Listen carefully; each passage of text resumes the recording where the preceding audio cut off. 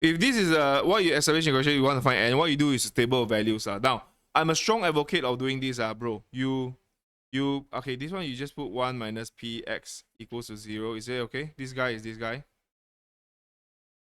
0.99. Okay. The other thing is I will always encourage students to move the 1.99 over to the other side. So you get 0.01 minus px equals 0.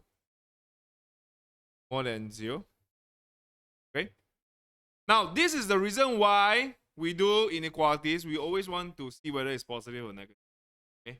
You don't try and compare. Okay, I'll tell you what. Some schools or some work solution, they'll just keep 0.99 here, then they key this in the GC, right? Then they compare, always compare, oh, which one is bigger than 0.99, 0.99. Bro, your eye will just go cross lah, really. What you need to do is you just let the GC tell you whether where is a positive or where is a negative. That's it. So basically, when you key in calculator, this is what's going on. You have binomial. This is PDF, right? So this is sorry. You go to y, you go to 0.01 minus of this guy here, px equals to 0. So second distribution, binomial PDF. Then you key in n. Your x is n. Your n should be x. Then your p should be 0.1. Then this 0 lah. In so what I did was I key calculator in this guy here. I want. So from GC, right?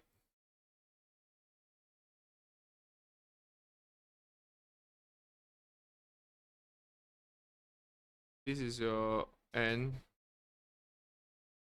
Okay. What you want is to find where smallest value n which give you positive. Okay. So you just scroll all the way down. Don't even need to compare.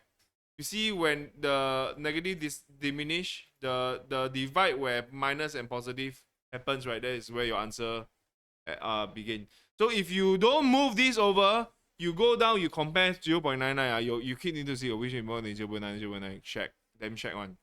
Just follow me. It's a super good trick. Okay. So teacher who don't teach this, they are just either they're inexperienced or they it is just causing more trouble. Okay, because sometimes it's not 0.99, sometimes it's 0.001. So when it's 0.001, it's a bit more shittier because then you compare some, then your careless mistake is like 0.01 or 0.001. Okay, then yeah, a lot of this kind of problem I've seen before, like enough to know. So what you do is this guy will be 17, 18, 19. So I know that this guy 17 will be negative 0.02. This is 0.0012, 0.0032. So this is negative, positive, positive. So what do you want? So hence, smallest, just from GC, smallest value of n is equal to 18.